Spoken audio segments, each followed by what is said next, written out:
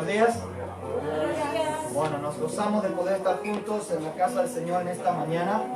Dice el Salmo 135, alabad el nombre de Jehová, alabadle siervos de Jehová, los que estáis en la casa de Jehová, en los atrios de la casa de nuestro Dios, alabad a Jehová, porque Él es bueno, cantad salmos a su nombre, porque Él es benigno, porque Jehová ha escogido a Jacob para sí y a Israel por posesión suya.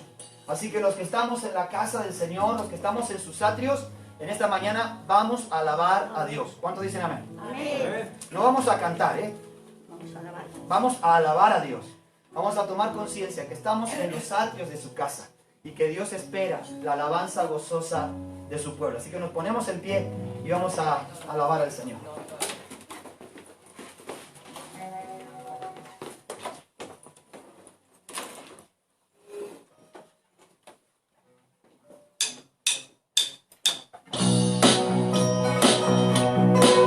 Esta mañana queremos exaltar el nombre de nuestro Señor Jesús.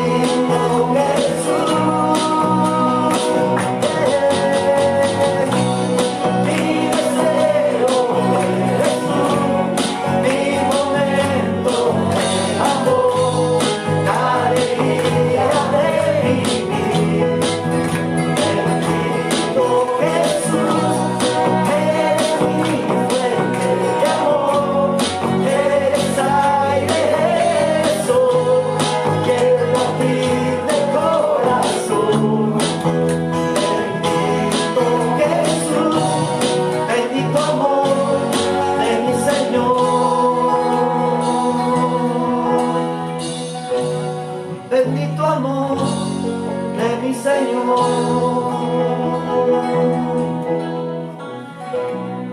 Mi deseo eres tú, mi momento de amor, la alegría de vivir. Bendito Jesús, eres mi fuente de amor, eres aire, sol y el latir del corazón. Bendito Jesús, bendito amor de mi Señor. Bendito amor de mi Señor.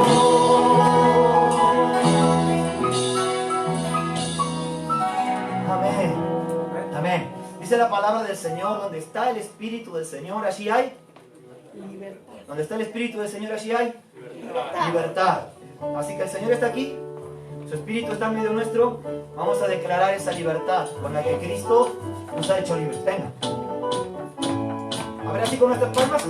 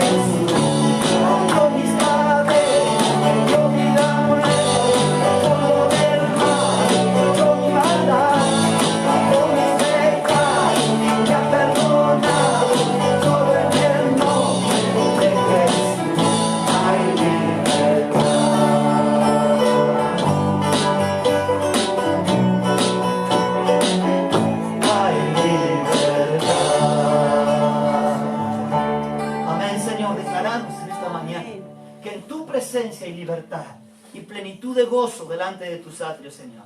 En esta hora, oh Dios, te rogamos que nuestro ser se goce y se deleite delante de ti. Tu obra ha sido maravillosa en nosotros. Señor, nos has transformado y has hecho en nosotros nuevas criaturas.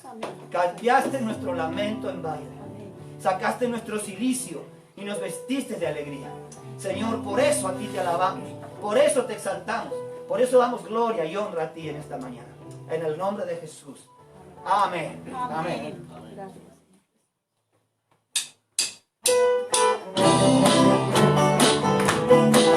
Si Dios ha hecho una obra en tu vida, cántalo con gozo en esta mañana.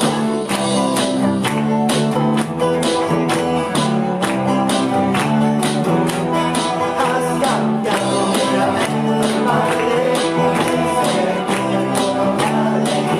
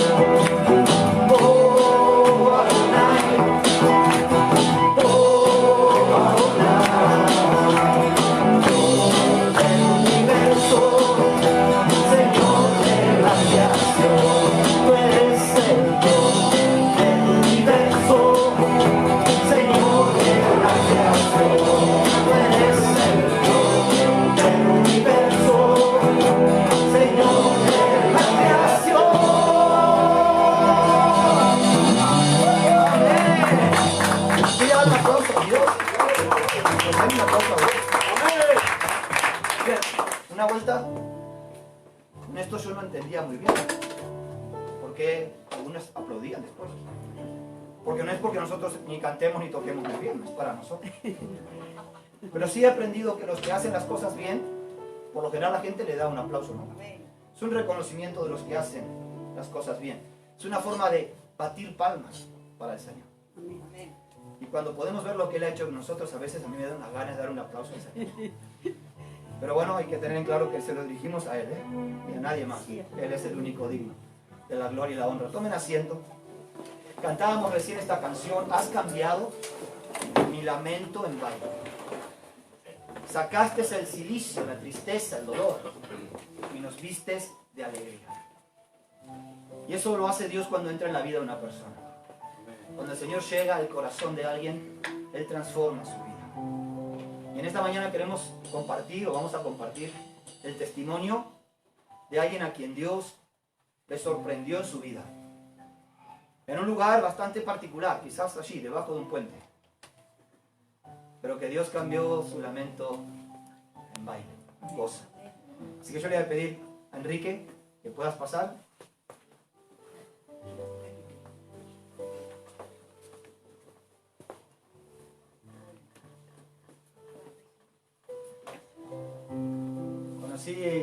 Conocimos a Enrique allí esos lunes, algunos el lunes de mucho frío,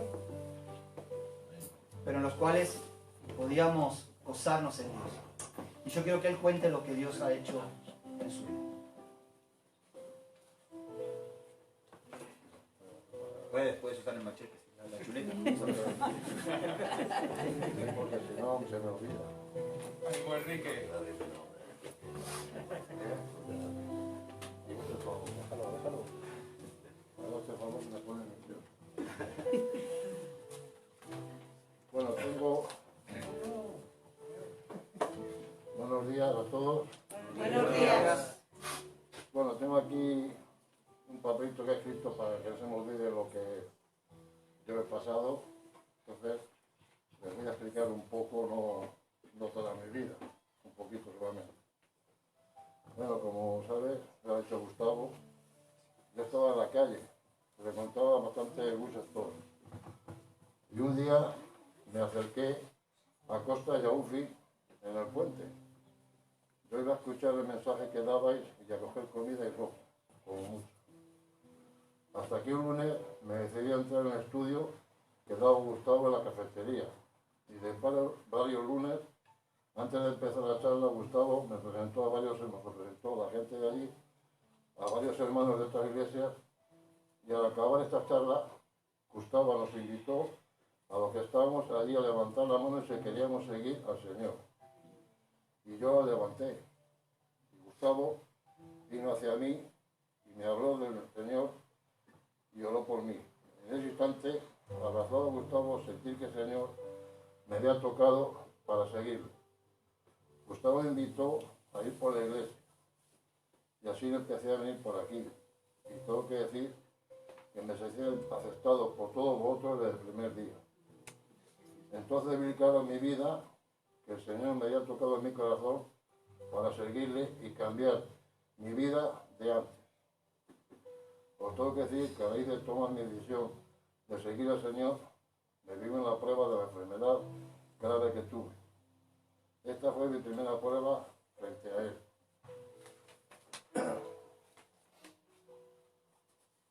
A que tuve que decirle y confiar fuertemente en Él, en el Señor, y ahí realmente el poder de Dios y vi cómo salió todo tan bien, y la operación, y la rápida operación, diciéndome los médicos que estaban desconcertados de lo rápido y bien que había salido todo. Esto a mí también me impactó. Todo esto del proceso de mi enfermedad y operación y recuperación, y sé que todos vosotros me tenéis en vuestras oraciones, y una vez más volví a ver el poder de Dios en mi vida. Y es verdad, fue una cosa que hasta a los médicos les extrañaba que me hubiera recuperado tan pronto y podía ir tan pronto de allí. Yo se lo dije, y desde que el Señor está conmigo, yo sé que me ha ayudado en todo esto. Y os digo, el año pasado, cuando estuvimos en el bautismo en Río Bayo, dije que todo iba bien, que el año siguiente me bautizaba. Y por eso hoy estoy contando esto, y además estando allí, me acuerdo que Marisol me dijo, sabiendo que iba a operar en pocos días, me dijo algo que me impactó mucho. Me dijo esto: mira, salga lo que salga de la operación, no cambies nunca y no dejes de ser como tú eres, alegre y dice carácter. Y te queremos así porque Dios te ama así. De verdad que esto que me dijo Marisol me impactó, porque hay veces que me levanto como todos, que estás mal, no tienes ganas de nada, no tienes ganas de hablar, no tienes ganas de decir una cosa, y me vienen siempre esas palabras, me parece que me cambia el chip y vuelvo a ser el que soy siempre, como soy. Que me quiero aceptar, que me acepte como soy. Me gusta gastar bromas, me gusta meterme con algunos, más que con otros, sobre todo con Gustavo, que de verdad, gracias a él, estoy aquí, a todos vosotros. Pero él fue el que me convenció de esta forma de lo que me dijo, y estoy aquí para seguir con vosotros. Y tengo que agradecer también aquí al señor José Luis y a Carlos, que han estado estos meses conmigo, yo me pasó del bautismo en casa. Oye, es lo que les digo, que si le he metido muchas cañas, le he dicho muchas cosas, que me perdonen, y que soy así, que vamos a hacer. Entonces, nada más digo que, oye, espero que el sábado salga todo bien, y si Dios quiere, aquí estaremos. Muchas gracias a todos por escucharme, y gracias. De verdad.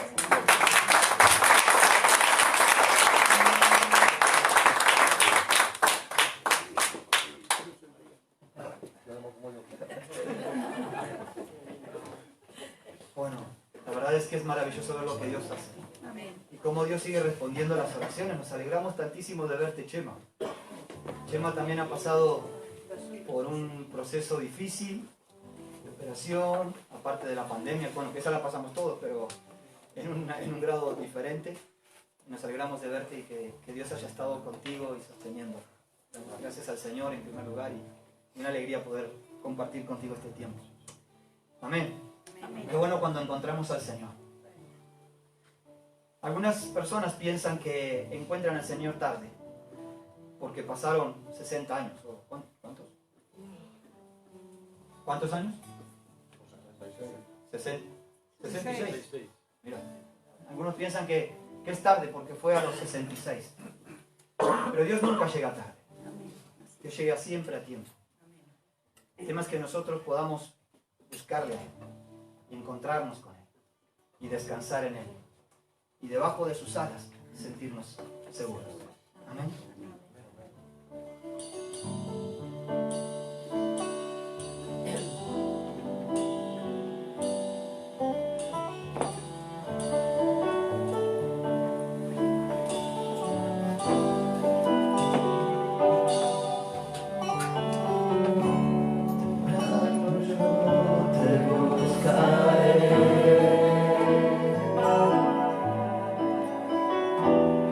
Madrugada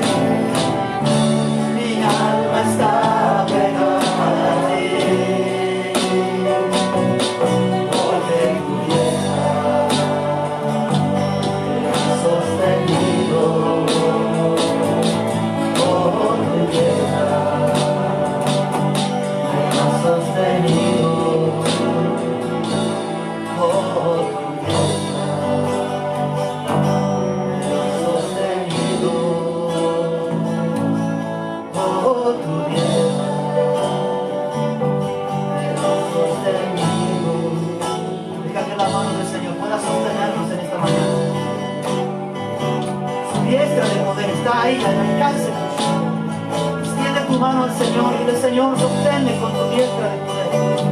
En medio de las pruebas, en medio de las dificultades, en medio de mis crisis, cuando me hallo, Señor, por el valle de sombra y de muerte, tu diestra me sostiene.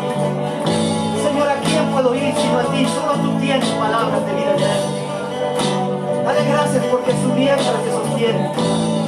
Alábale en esta mañana, levanta tu voz y dile: Señor, gracias, porque tu diestra de poder está a mi favor, porque puedo esconderme debajo de tus alas y allí, Señor, estar seguro.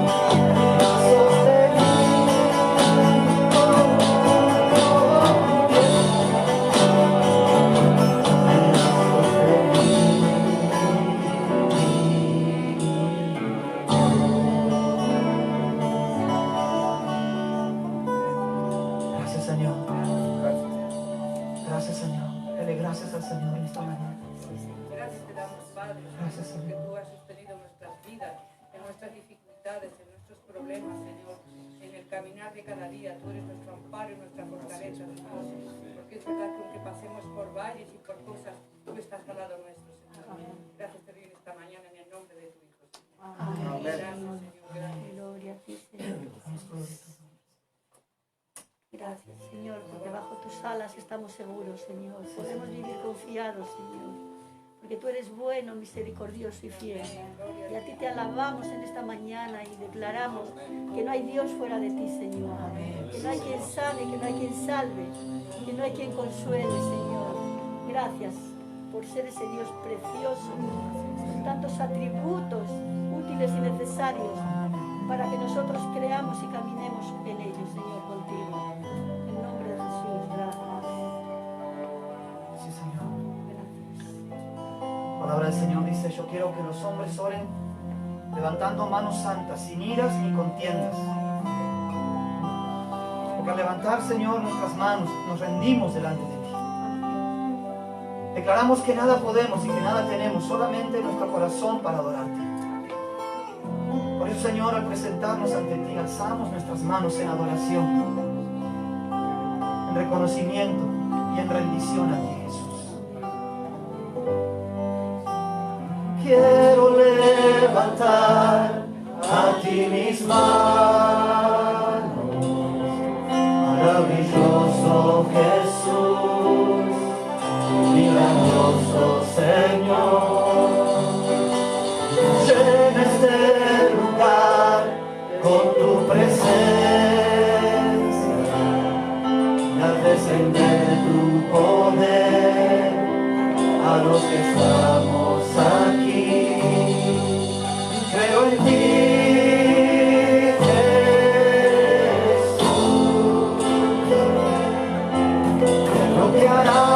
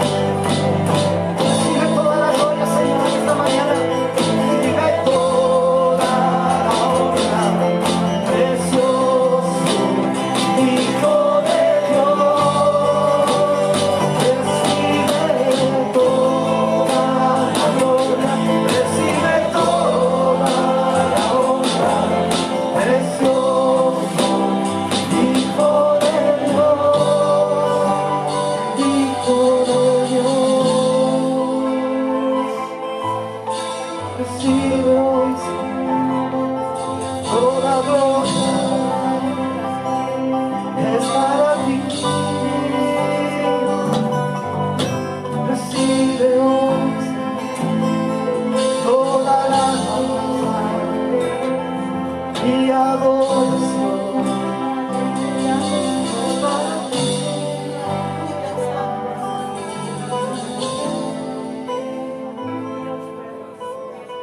A ti, Señor, toda la gloria, toda la honra, toda la alabanza, Señor. Tú eres sublime, majestuoso, eterno Dios, el alfa y el omega, el principio y el fin. El león de Judá, el que ha vencido, el que ha roto las cadenas de la muerte, el que ha puesto a sus enemigos por estrado de sus pies. Te alabamos en esta mañana, Señor. Traemos ofrendas de gratitud a ti, Jesús, porque digno eres de recibirlas. Señor, de lo recibido de tu mano te damos.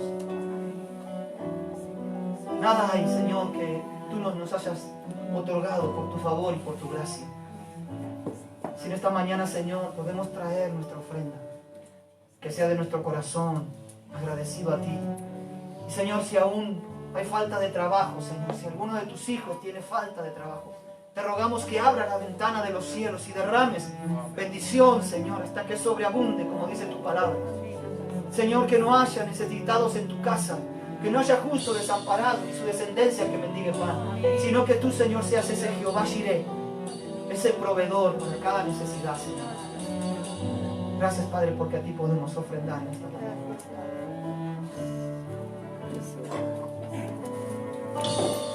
Tu fidelidad es grande,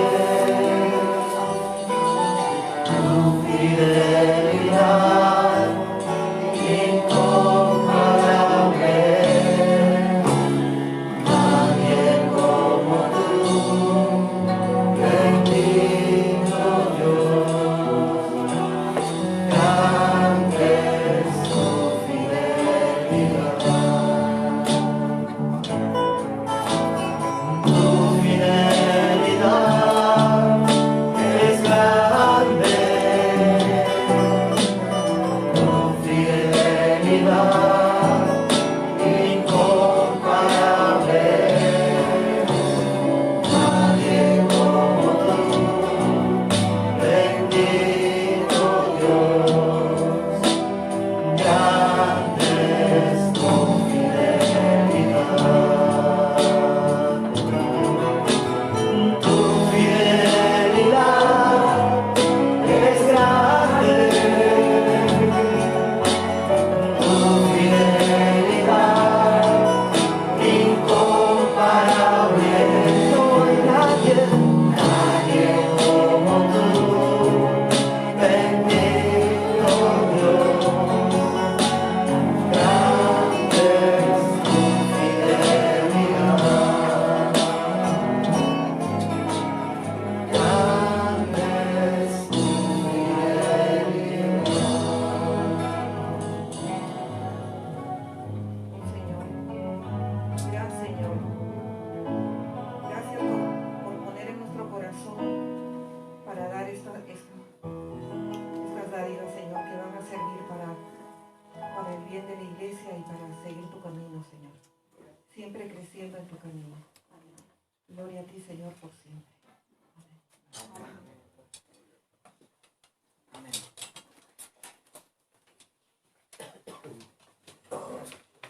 Si os acordáis, estaba orando también por Shane. Estaba dedicada de su salud y por eso, bueno, echando una mano hoy cumpliendo funciones múltiples.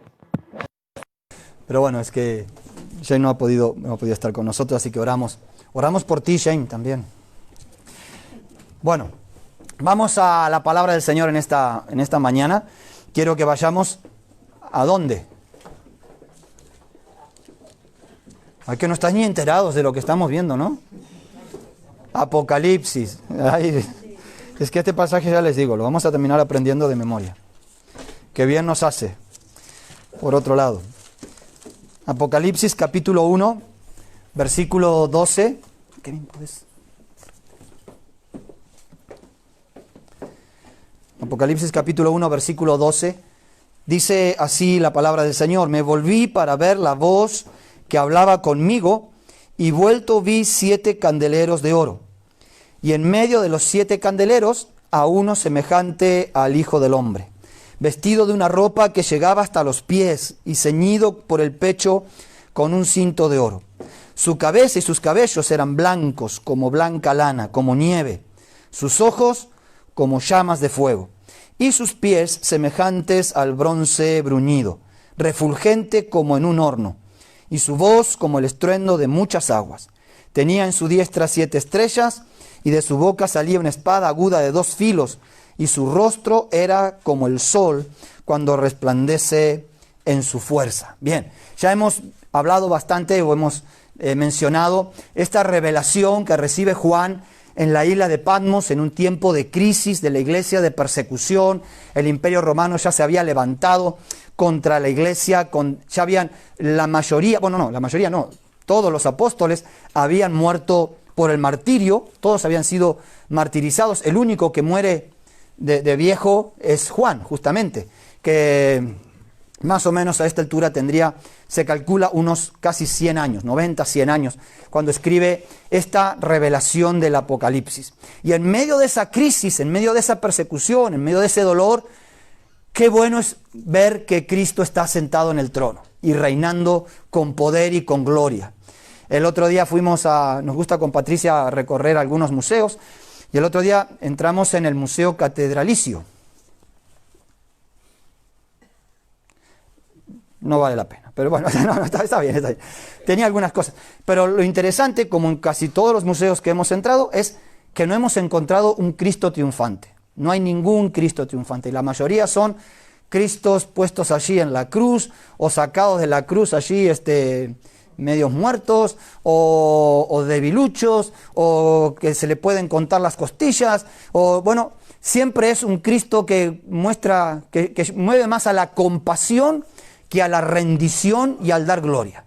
Es un Cristo que da más ganas de decir pobrecito que decir grande Señor. Entonces, fue interesante porque la visión que tiene Juan no es de un Cristo que parezca débil o indefenso, sino una revelación de un Cristo poderoso, glorioso, con todas estas características que hemos mencionado, y ese es a quien nosotros tenemos que fijarnos. Es interesante porque las imágenes nos predisponen de cierta manera, emocionalmente o quizás hasta en nuestra mente, ¿no? De hecho, cuando nosotros estamos ante una imagen de un paisaje precioso, nos sentimos como, ¿no? Como que nos viene así una onda zen y sentimos esa paz por lo que nuestros ojos están viendo. Si yo veo a un Cristo crucificado, débil y derrotado, pues eso condiciona mi apreciación de Dios. ¿Y quién es el que está conmigo? Pues si está conmigo el que está colgado en una cruz, pues, ¿qué puede hacer por mí? Pero cuando yo veo a un Cristo glorioso, cuando veo a un Cristo poderoso y excelso como este, pues entonces, wow, mi vida espiritual tiene que cambiar, tiene que cambiar.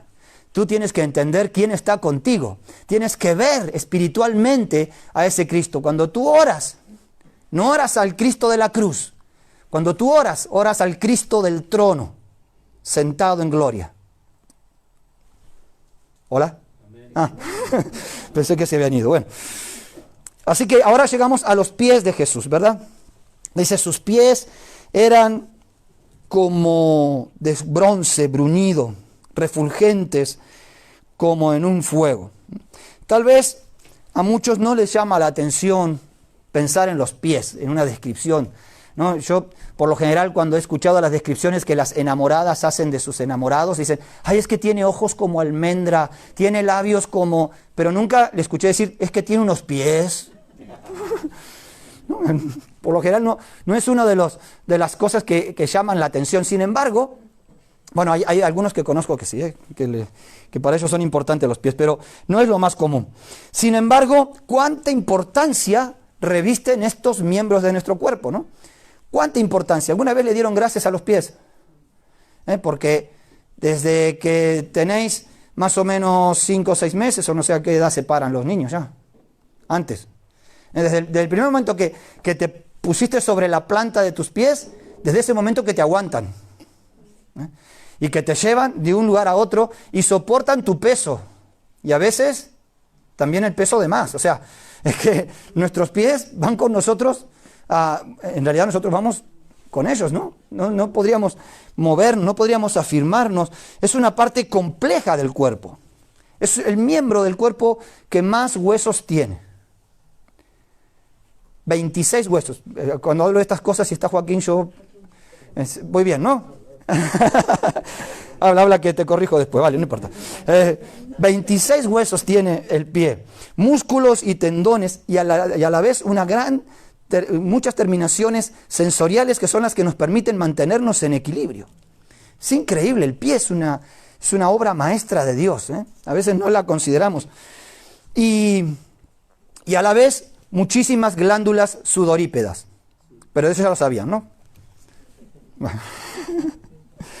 Así que estos eran pies como... ¿Cómo es? Lo dije bien, ¿no? No. Estos eran pies como bronce bruñido, refulgente como en un horno. ¿Por qué de bronce? Ya sabemos que las imágenes en el Apocalipsis tienen relaciones espirituales, ¿no? No es que los pies de Jesús sean de bronce, sino que serán como de bronce, porque el bronce es una aleación de metales, de cobre y estaño por lo general, también puede ser otros metales, la clase de física va gratis, y se caracteriza por la tenacidad, la alta resistencia a la corrosión, el alto coeficiente de fricción y por la libertad de fisuras por corrosión. O sea, es un metal, es una aleación en realidad. El bronce excelente para hacer piezas mecánicas, para muchísimos elementos, y en realidad era algo que trabajaban ya los prediluvianos. Fíjense aquí, la idea es que vayas pasando o sea, todo eso, claro, ahí está. Ahí, bien, pasa. Otra más, ahí está. Dice allí en Génesis 4, o sea, antes del diluvio, Sila también dio a luz a Tubal-Caín, artífice de toda obra de bronce y de hierro, y la hermana de Tubal-Caín fue Naama. Este Tubal-Caín era descendiente de Caín, era uno de los descendientes de Caín, y dice que ya era artífice en bronce y en hierro, antes del diluvio. Interesante, en verdad, de cuándo se trabajaba y se utilizaba esta aleación. Pero lo más interesante es que es uno de los metales que Dios utiliza, o de las aleaciones, bueno, ya sabéis, ¿no? Que Dios utiliza para su obra, para la construcción de su tabernáculo. Si uno pensara en dos metales de los más preciados, de los más costosos, de los más valorados, ¿cuáles pensamos? El oro y la plata, ¿verdad? Y si bien el tabernáculo tenía bastante de oro y plata, tenía muchísimo de bronce. Tenía mucho de bronce. Así que cuando pensamos en esto, en el bronce, tenemos que pensar que era un material interesante para Dios, que Dios lo utilizó en algunos elementos que vamos a ver después, muy específicos, y que nos van a llevar a pensar por qué estos pies de bronce. Hebreos 8, versículo 4 y 5 dice: así que si tuviese sobre la tierra, ni siquiera sería sacerdote, habiendo aún sacerdotes que presenten la ofrenda según la ley, los cuales sirven, esto es lo que quiero que veamos, los cuales sirven a lo que es figura y sombra de las cosas celestiales. Como se le advirtió a Moisés cuando iba a erigir el tabernáculo, diciéndole: mira, haz todas las cosas conforme al modelo que se te ha mostrado en el monte. Moisés estuvo en el monte de Dios y Dios le mostró un diseño. A mí me sorprende siempre pensar en un Dios de diseños. En un Dios de diseños que no solamente manda a Moisés a construir un tabernáculo, que Moisés no tenía quizás ni idea lo que era un tabernáculo, sino que le dio las medidas, le dio los materiales, le dio hasta los materiales de las estacas con que tenían que clavarse las cuerdas. Es un diseño específico, y Dios le dijo: mira, que hagas todo conforme a como yo te he mostrado. Eso quiere decir que a Dios no le daba lo mismo. O sea, Moisés no podía decir: bueno, se me acabaron las estacas de cobre, pues voy a hacer una de lata. No, ¿qué va? Había que hacerlo como Dios quería, porque cada cosa tenía su figura de cosas celestiales. Este es el punto. Las cosas terrenales eran figuras de cosas celestiales. Así que no era hecho al azar, no era hecho a gusto del consumidor, era hecho a gusto del creador. Porque cada cosa, podríamos otros tiempos dedicar a ver cómo simbolizaba cada cosa, ¿no? Hebreos 9:23 dice, fue pues necesario que las figuras de las cosas celestiales fuesen purificadas así, pero las cosas celestiales mismas con mejores sacrificios que estos. O sea, esas cosas terrenales, que eran figura de las cosas celestiales, tuvieron que ser purificadas. Eran purificadas por la sangre de los machos cabríos, pero las cosas celestiales fueron purificadas con un sacrificio mejor, que es el sacrificio de Cristo en la cruz. Al ver estos pies como de bronce, para cualquier israelita, para nosotros, quizás no nos dice mucho, quizás lo único que tenemos de bronce es algún cacharro en la cocina, ¿no? que a veces se hacen ollas o sartenes. Pero para un israelita lo primero que venía a su mente al ver algo de bronce era el altar de bronce. Porque el altar era un sitio céntrico, importantísimo en su encuentro con Dios. Dice Éxodo 27, harás también un altar de madera de acacia de 5 codos de longitud, de 5 codos de anchura, y será cuadrado el altar y su altura de 3 codos.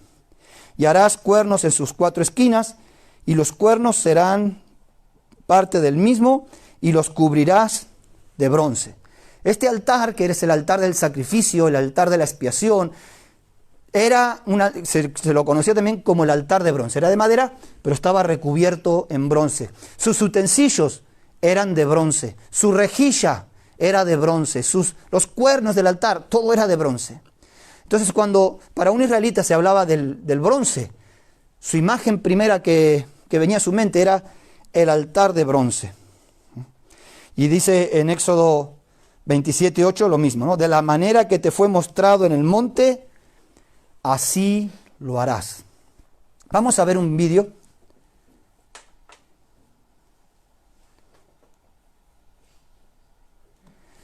Que nos puede ilustrar mejor esto que Moisés tuvo que hacer en el desierto, este tabernáculo. No sé si podemos quizás apagar las luces.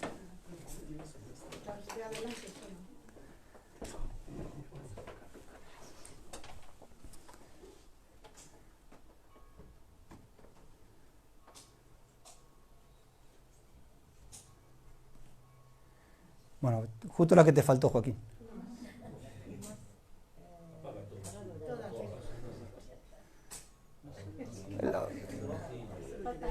Falta ajustar.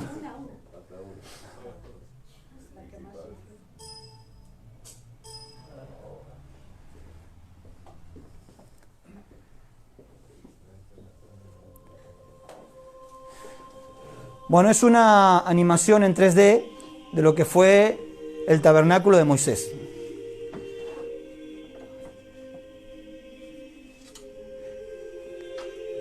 Cada una de sus partes, como yo les decía, estaban especificadas en el mandato de Dios. Las cuerdas, las estacas, ese sería el altar de bronce, o el altar del sacrificio.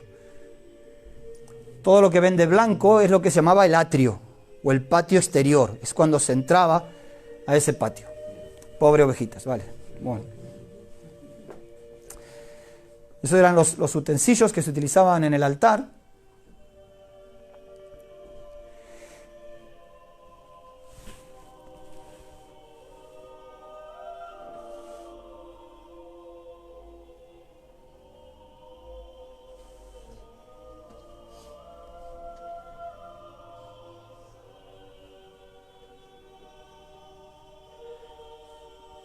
Esa era la fuente, que también era de bronce. Era la fuente que utilizaban los sacerdotes para el lavamiento. Bueno, ahí lo ven.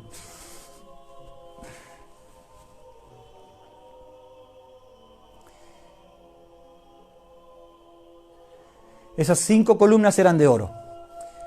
Y se entraba al lugar santo.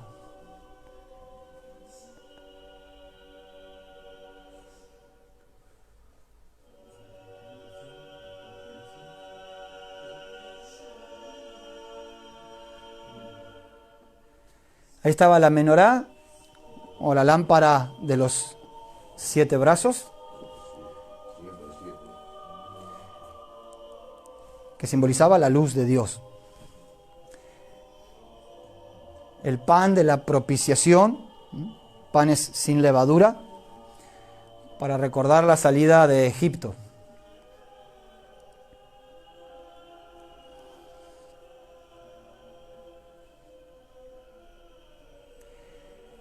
Y el altar del incienso, que también era de bronce y que simbolizaba las oraciones del pueblo.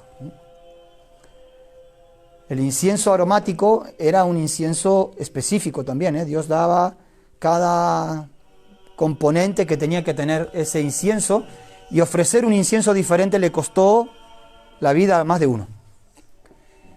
Y ese es el lugar santísimo. A ese lugar solamente entraba el sumo sacerdote una vez al año. En el lugar santísimo lo único que estaba era el arca del pacto, esa con la cual Dios manifestaba su presencia y le daba victoria sobre sus enemigos. Y en el arca solamente 3 cosas: la vara de Aarón que reverdeció, las tablas de la ley y una vajilla con maná del desierto.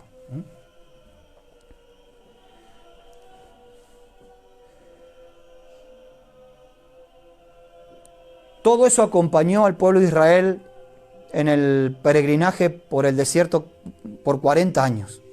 Cuando el pueblo se movía, tenían que desarmar todo el chisme y armarlo donde Dios decía. Cuando Dios marcaba caminar, había que prepararse para salir con todo esto.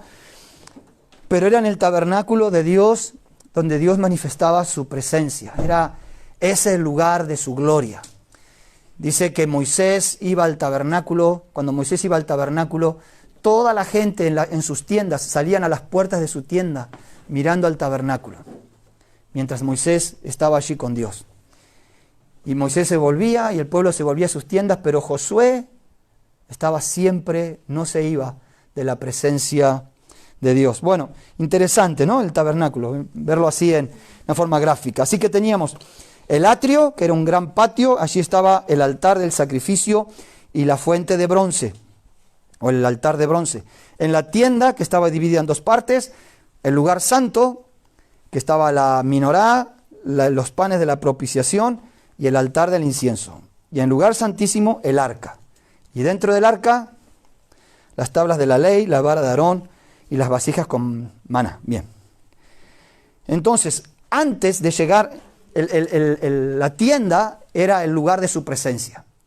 Y el lugar santísimo era donde solamente podía entrar el sumo sacerdote. Pero antes de llegar al lugar de su presencia, tenían que pasar por el altar del sacrificio. Lo primero que se encontraba la gente al entrar al patio, como vimos ahí en el video, era el altar. Eso era lo primero. ¿Por qué? Porque no podemos llegar a la presencia de Dios sin pasar por el altar. Nos es indispensable pasar por el altar del sacrificio, donde podamos ser purificados, donde podamos ser lavados, donde podamos ser quitado nuestro pecado. Eso es lo que para el pueblo era importante y nosotros también. Para los que querían llegar a su presencia, tenían que pasar por el altar. A nosotros nos gustaría entrar directamente en la tienda, ¿verdad? Sin pasar por el atrio, sin tener que pasar por el altar del sacrificio. En el altar del sacrificio la persona venía con su animal, como vimos ahí, con la ovejita, se desgollaba y se rociaba la sangre en el altar. Y eso era que los pecados eran perdonados. No podías llegar al lugar santo si no habías pasado por el altar y por la fuente de agua para purificarte. Por eso es que David amaba sus atrios. Fíjese lo que dice el Salmo 84:2. Kevin. Anhela mi alma y aún ardientemente desea, ¿qué cosa? Los atrios de Jehová. Mi corazón y mi carne cantan al Dios vivo. ¿Por qué David quería ir a los atrios? No dice que quería ir al lugar santo, Bueno, mucho menos él podía entrar al lugar santísimo.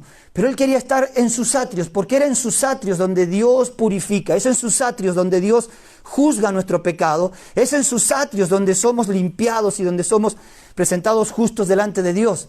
David no escapaba a eso. David no rehuía a ir a sus atrios. Es más, él decía, ¿cuánto amo estar en tus atrios? O sea, quiero ser tratado por ti. Me da siempre esta idea cuando uno dice, ¿cómo es que David era un hombre conforme al corazón de Dios con todo lo que hizo, con Betsabé, con Urías, con el asesinato, con la conspiración, con el embarazo? ¿Cómo es que era un hombre conforme al corazón de Dios? Porque David era un hombre que cometía pecados como nosotros. A ver, ¿o no? Nosotros decimos, David, David, ¿no? Y le apuntamos así con un dedo. David, David, y 3 dedos nos apuntan a nosotros. O sea, ¿quiénes somos nosotros para...?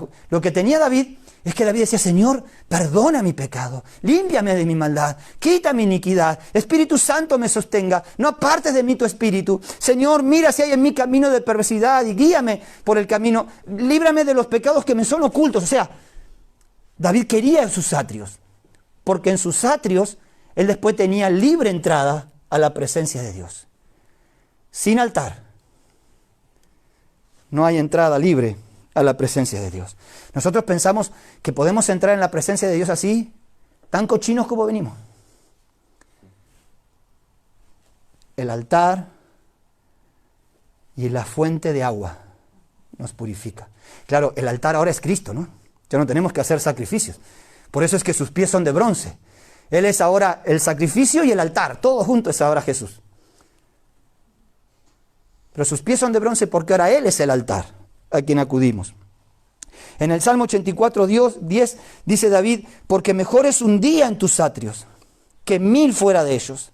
Escogería antes estar a la puerta de la casa de mi Dios que habitar en las moradas de maldad. Fíjense que aquí el atrio dice, ¿no? Estar a la puerta de la casa, todavía no había podido entrar a la casa. Cuando estás en el atrio, estás afuera, estás en el patio. Pero dice, prefiero estar en el patio. Prefiero ser tratado por Dios a estar en caminos de maldad, a estar lejos de su presencia. Ese es el lugar donde nosotros podemos llegar. Por eso cuando Juan ve esos pies de bronce, y seguramente lo primero, como decíamos antes, lo primero que viene a un judío cuando ve algo, un símbolo del bronce, es el altar. Porque es allí donde podemos ir a morir. ¿Para qué sirve un altar?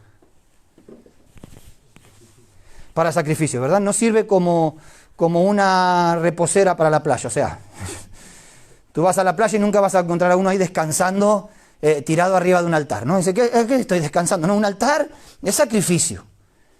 Un altar es algo que se tiene que consumir. Un altar es algo que tiene que morir. Jesús lo diría de esta manera, porque todo aquel que quiera salvar su vida, la perderá. Pero todo aquel que pierda su vida por causa de mí y del Evangelio, la salvará. O sea, hay un sacrificio salvífico y expiatorio que hizo Cristo en la cruz. Pero nosotros tenemos que ir al altar también. No para salvación ya, pero sí para purificación de la carne. Romanos dice en el capítulo 8, versículo 35, porque 8:13 de Romanos, porque si vivís conforme a la carne, moriréis, mas si por el Espíritu hacéis morir las obras de la carne, viviréis.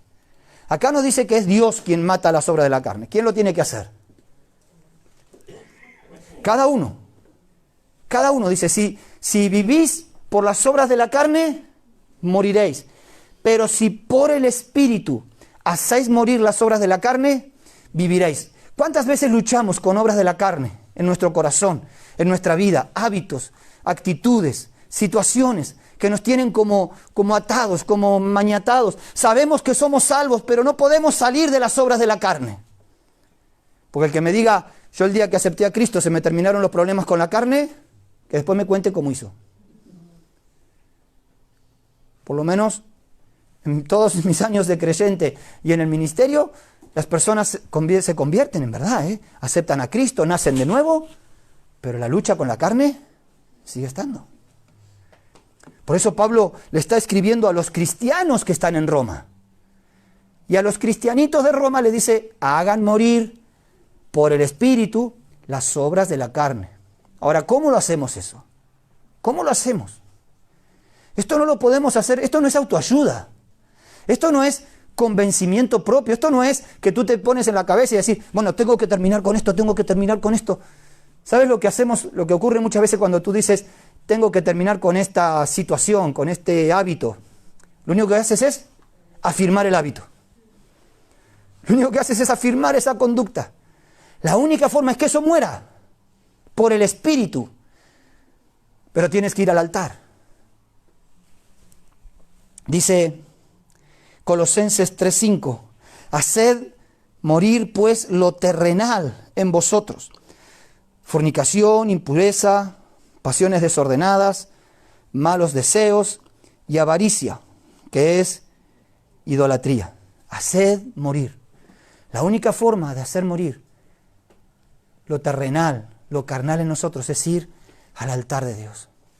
Por eso cuando vemos a Jesús con sus pies como bronce bruñido, podemos ver no solamente que Él se para firme, que Él es nuestra roca eterna, que de Él nos podemos agarrar y que Él no se va a mover, que Él no se va a cambiar, que Él no va a tambalear por las circunstancias, que Él se va a estar manteniendo firme en todo momento, pero también que Él es el altar a quien podemos ir. ¿Para qué? ¿Para qué ir al altar? Para allí quemar todas nuestras impurezas y hacer morir lo terrenal. En el altar se juzgaba el pecado. Y en el altar de Dios, Dios quita y quita una y otra vez nuestro pecado. Levíticos 6, 12 y 13 dice, y el fuego encendido sobre el altar no se apagará, sino que el sacerdote pondrá en él leña cada mañana y acomodará el holocausto sobre él y quemará sobre él las grosuras de los sacrificios de paz.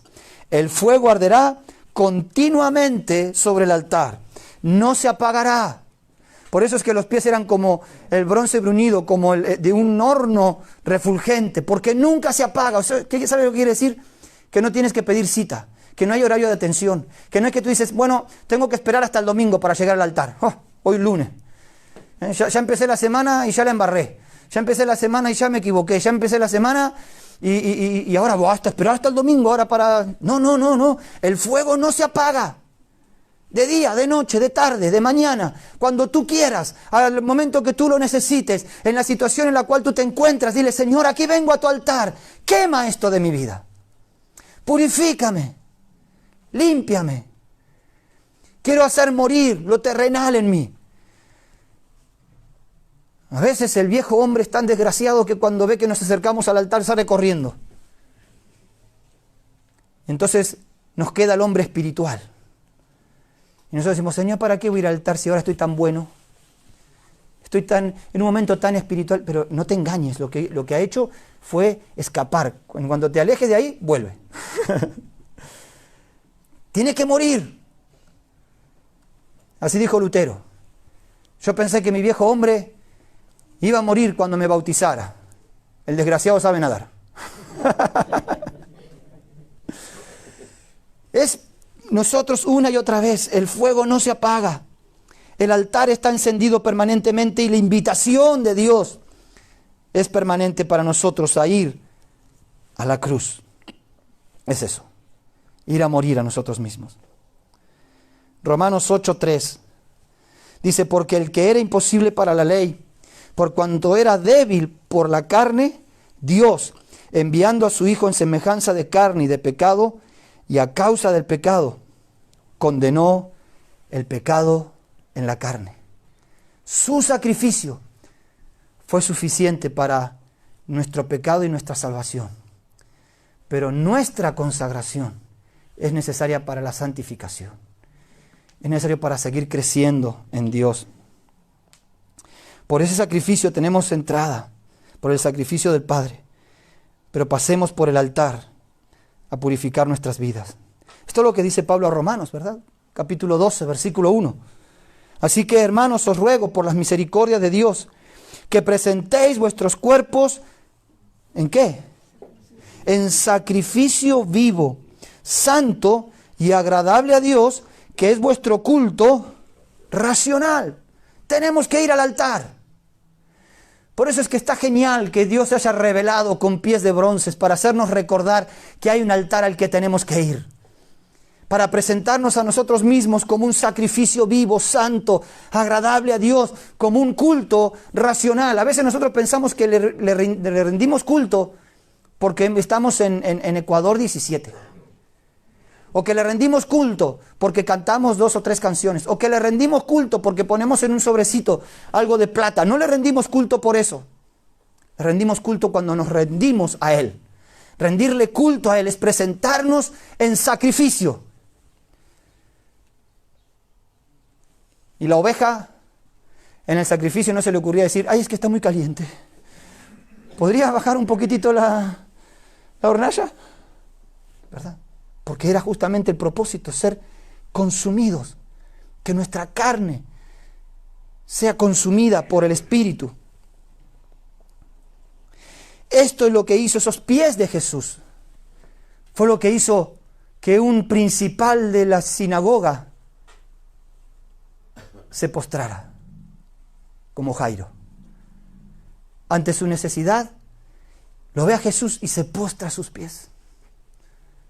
Allí. Esos pies de Jesús fueron los que un endemoniado hizo que doblara sus rodillas. El gadareno, que no lo podían agarrar ni con cadenas. Cuando llega a Jesús, ahí a los pies.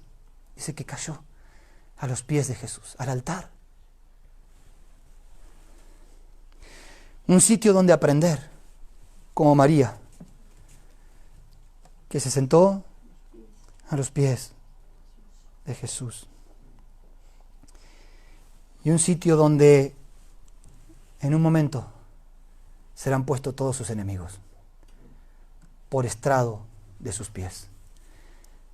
A sus pies tendrás 2 posibilidades: o postrado a sus pies o como estrado de sus pies. O postrado a sus pies porque entiendes que es en el altar de la rendición, que es en el altar del sacrificio de nuestra carne. ¿Sabes lo que quiere decir sacrificio? Es algo que cuesta, ¿eh? Algunos dicen, no, es que yo no sé, lo que pasa es que me cuesta. Claro que cuesta. Por eso es un sacrificio. Si no fuera sacrificio, pues, no cuesta. Por eso siempre decimos, ¿no? Lo que no cuesta no se valora. Es allí donde tenemos que ir. Para morir y dejar que la vida de Cristo se manifiesta en nosotros. Si hoy el Señor te puede mostrar en tus ojos espirituales esa revelación que le mostró a Juan, y puedes ver sus pies, y ves sus pies como el bronce bruñido, refulgente como en un horno, esos pies te están invitando a ir al altar de su sacrificio. Esos pies te están invitando a que tu pecado sea consumido. Esos pies te están invitando a que tu carne sea un poco más muerta. No podemos salir de la misma forma. Por lo menos salgamos con olor a humo esta mañana, hermanos. Que podamos decir, Señor, aquí, a tus pies, es donde necesito estar. En el altar. Cuánto amo los atrios de tu casa. ¿Por qué? No había palmeras, no había piscinas, no había una playa en los atrios, lo que había era un altar. Pero David amaba el altar. David amaba el altar del sacrificio. Cada vez que iba ahí, algo más de David moría. Cuando nosotros vamos a su altar, algo más de nosotros mismos muere. ¿Usted lo cree? ¿Por qué no nos ponemos en pie?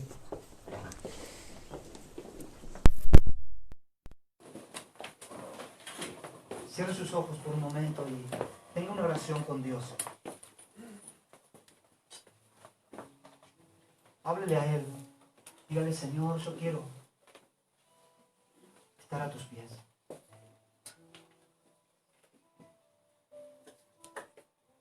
En ese altar, Señor, de sacrificio.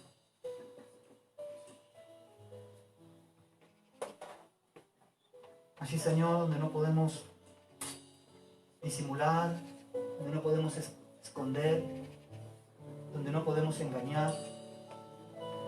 Allí, Señor, en tu altar. Donde no queremos tener excusas,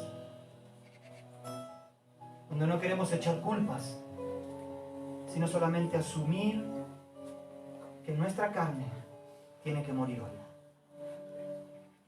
Hoy, el día de poder estar a sus pies.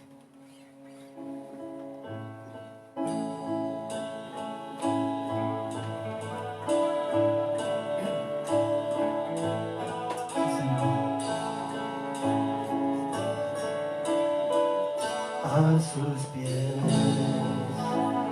de mi corazón, a sus pies entrego lo que es el lugar de mi seguridad, donde nadie me puede señalar. Me perdonaste, me acercaste a tu presencia, me levantaste, hoy me postro a adorarte. No hay lugar más alto, más grande que estar a tus pies. Estar a tus pies, no hay lugar más alto, más grande, estar a tus pies, estar a tus pies, ante mi corazón.